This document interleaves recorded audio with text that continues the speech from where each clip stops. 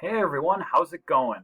This is Mr. Zimmerman, and you are watching the Enduring Issues lecture video. So what this is, you'll notice we are looking at 7.14 Enduring Issues lecture video.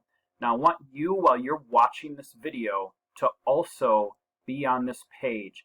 And as we move through this activity, you are going to fill out what I fill out as I do it. So it's I'm going to walk you through this activity, and the point of this activity is to help prepare you. So we're going to break down a 5-level essay, and it's to prepare you for writing the actual Enduring Issues essay, which the essay itself is really the only big assignment this week. Everything else I assigned this week is to help support you to write this assignment. So within this activity, most likely you've already done this because this link will go to watching the video, which you're watching right now. If I were to click it, so yes, this link is to watch the very video you're watching. If I were to click it right now, it would tear a fabric in the universe, so I'm not going to do that. So we're going to start off with, remember that when you go through, so 7.15 is the actual documents for this activity. And I do expect you to do this labeling right here. So you've seen this document before, and if you haven't, you can go ahead and pause it and just look at it right now. So this document is the severed hands, the hands for rubber from the Belgian Free Congo, where the Congolese had to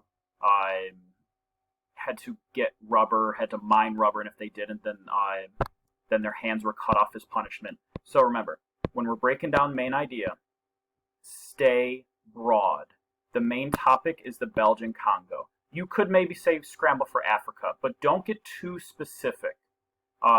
You want it to be a topic that you can talk a lot about. And then this would be the topic that you talk about in that body paragraph. Enduring issues, there's a whole bunch. Human rights violation, impact of imperialism, globalization, social conflict, abuse of power, which I think is actually what the sample paragraph is you're going to look at. And then outside information and contextualization. What are some events that led to this document? Well, it's an imperialism document. So what led to imperialism? You have the Enlightenment, you have the Industrial Revolution, Europe needs raw materials, Berlin Conference, Scramble for Africa, same thing happened in India and China is what's going on during. Then after, you have mass genocide. Imperialism partly leads to World War I and World War II. After World War II, African nations start to break away from Europe. So again, now you don't have to be this thorough with all 5 because you only need 3 documents, but the 3 documents you use, the more that you can put down here, the easier that paragraph is going to be. So let's go to the next page and break down what a 5-level intro should be. So go ahead and pause it right now, and I want you to just read the instructions. So, good, pause it, good, pause it right now. All right, now that you've unpaused it, so you're going to highlight the enduring issue and definition red, use of the outside information in the definition in yellow, historical significance blue, and then we'll circle the 3 topics. So let's do that right now. Now, this might be easier for you. I recommend reading this body paragraph because I'm going to try to move pretty fast to give us enough time, the most time for the second paragraph. So it starts with an intro line. From the time of development of the early civilization, there's always been groups and governments that oppress their people. So boom, right there, we already see what our enduring issue is. And we know that the definition comes next. The desire to gain and maintain power and wealth with almost complete disregard to the rights of individuals has caused peoples, groups, and governments to abuse their power and oppress the rights of others. Bam. That's a thorough definition right there. And then we know, with yellow, it's going to go to the outside information next. So again, I want you to do this with me as we're going through this, or if you want to pause it at the end after watching through it, that's fine too. So this has been seen in ancient history with the Egyptian pharaohs oppressing of the Hebrew people, or even today with China's oppression of Muslims in the Xinjiang. What that just did right there is it took the enduring issue of oppression of people, and it just connected something that is thousands of years ago with something that's happening right now. We just covered 6,000 years of history in one sentence. You better believe this is an enduring issue that has endured over time, just with that one sentence. Oppression of human rights has had long-lasting effects in the entire regions where it's occurred. That's just showing you how big picture this enduring issue is. All right, and then we're going to circle our 3 topics that this essay would cover. Some examples that illustrated the pattern of oppression of human rights include the British oppression of India, the Belgian oppression of the Congo Free State, and the oppression of Jews and other Untermenschen by the Nazi German regime. And so this would be the first body paragraph, the second body paragraph, and the third body paragraph. Now, I'm not going to go over an entire essay with you, so what we're going to do, oh, my bad. This is the second body paragraph. What we're going to do is we're going to focus on, since we only have that one document that we just looked at, we're going to look at what this body paragraph would look like, the second body paragraph. So, let's scroll on down. So, and this was pulled from a 5-level essay from the New York State Regents. I think this was an August exam. Yeah, that was an August exam. And we're going to break down why it's a 5-level essay so that you can see what it should look like. So remember, the expectations. So using the pen tool, we're going to circle the topic in the topic sentence with a black marker. We'll highlight the contextualization of the topic yellow, and then we'll write where the big C and the little c is. So real quick review from the CRQ or from the Nearpod practice that you did. When you're doing contextualization, give us maybe some of the 5 W's, who, what, when, why. The big C, little c. So the big C is the long-term causes. So for World War I, that was your main causes: militarism, alliances, imperialism, nationalism. The little c, that's your immediate cause. So again, for World War I, the assassination of Franz Ferdinand. And one more thing to do for historical circumstances is A positives. So Abraham Lincoln, comma, America's president during the Civil War, comma, George Washington, comma, America's first president. It's that, second comma, it's that little addition that tells you briefly who the person is, even if it seems obvious. Always include those things. Okay, so back to this. We're going to highlight the evidence that the paragraph used from the documents in green, and then we're going to highlight elements of analysis in blue, and then we'll go back through how the issue affected people in red, how it stayed the same or changed with green. And honestly, this last one, we don't really have time for this one. It gets a little wonky, so go ahead and cross out that bottom one. That one's not gonna, it didn't work out as well as I wanted it to. Oh well. So what we're gonna do now is we're gonna start reading this body paragraph. Again, it might be better for you to pause it and read it now, and then as we're reading again and I'm labeling this, it'll be way easier since you're going to know what's coming. So you might want to go ahead and do that right now. Okay, so first thing we're doing is we're circling the topic in the topic sentence. So, King Leopold II, comma, ruler of Imperial Belgium, comma, boom.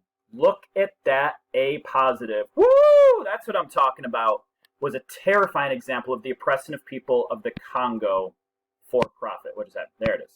So our topic right here is King Leopold, Belgium, and the Belgium Congo. And what we do now is we go immediately into the contextualization. So the long-term events that led to this were the Industrial Revolution in Europe, which led European powers looking around the world for easy access to resources and new markets to trade with. This led to the Berlin Conference, where European nations agreed to divide up portions of Africa known as the Scramble for Africa. Short-term, King Leopold II of Belgium controlled the people of the Congo by imposing slavery and brutality throughout his region. Bam. I love that contextualization right now. I don't know who this student was, but this is a rock star student right here. So then we can go ahead and label. So we've got, long-term events, that's big C for big contextualization. Berlin Conference and Scrabble for Africa, you could almost argue those are either big C or little c. And then right here, I like that transition. Short-term, control the people imposing slavery and brutality. That's your little c. Look at that contextualization. I love it. Then they give evidence from the documents itself. So force the natives to extract rubber in other countries for profit. The rubber industry made Leopold's empire a lot of money at the expense of the Congolese. Natives were forced into slavery and faced amputation of limbs and even death. And I like how right here they tell you document 1. Remember what I told you. The person grading your essay, assume that they're an idiot. But wait, isn't Mr. Zimmerman grading it? Yes. Go ahead. You can make that assumption. Assume that they could easily miss a document. That's why you have to put, hey, numbskull, This is document 1 right here. Yes, I'm the numbskull that's grading it. Make it easy for me, please. So, now we're going to have a whole bunch of analysis. So, ultimately, Leopold oppressed the Congolese for his own benefit. The irony is that not 100 years earlier, Belgium had experienced the Enlightenment movement, look how they're connecting across time, and embraced the ideals of John Locke's natural rights of life, liberty, and property.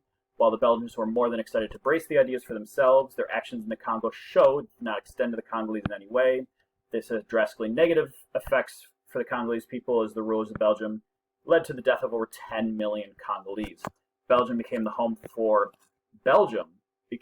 for new public works project and influx of wealth, but the Congo became a place that lacked industrial development, a place of active tensions, and a place where men and women in their prime became slaves. The issues enduring today, notice how I'm making that nice little transition, reflects the legacy of oppression in the Congo, Sudan, South Sudan, Nigeria, and many other countries where governments and groups of people, in order to gain more power and wealth. By the way, this student right here is touching on some things we're going to talk about in Unit 10, so if you're thinking, whoa, I don't know any of that information, we're going to talk later about that. In the Darfur region of Sudan, which again is Unit 10, early 2000s, Sudanese were being killed or forced to leave their homes by the Janjaweed and were aligned to the government. They wanted the land and resources and forced hundreds of thousands to leave and go into refugee camps in fears of being killed or raped by these armed bandits. The oppression of the people of Darfur is still present today because people have felt they can't return to their home camp and are living in camps.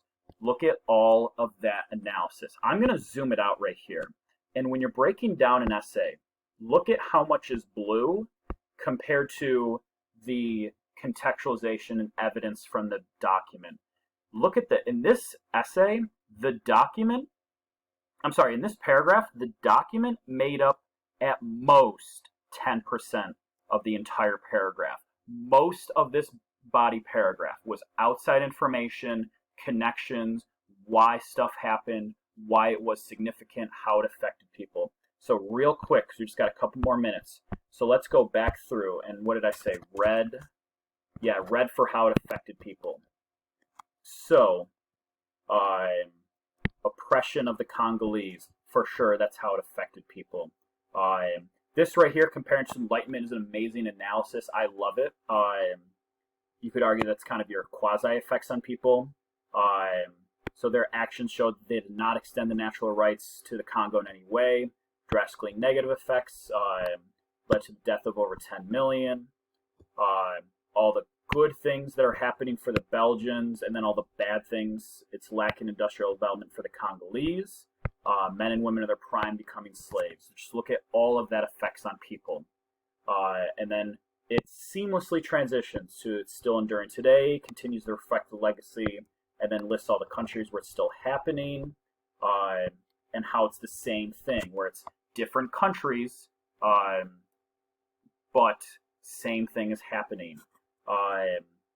And then we kind of right here, it's kind of like a change over time and effects on people, which I love because you by all means can do that.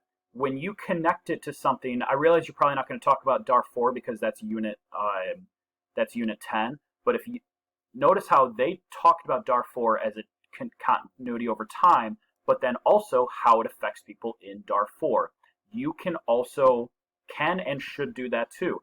Any outside information or modern day things that we talked about, I want you to think about all the modern things. 7.7 is literally an assignment on modern China. Anything with modern China could be a change over time and how it continues today.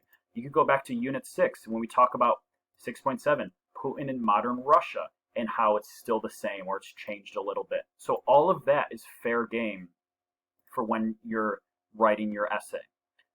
Okay, the last thing I want to show you is when you turn this in. Now it's going to look a little different on my part because I'm not a student of the global classroom. So I'm actually in a different random class right here. So say this says Enduring Issues Essay. When you click View Assignment, so I want you to type this essay on a Word document and then save it. And then once it's done, you need to click Add Work, and then you need to find your essay and attach it. So let's say that, this is my essay right here. I'd click Attach and then Turn in. If you have any questions, please message me. I say this having said it in a long time. Have a well of a day, you guys.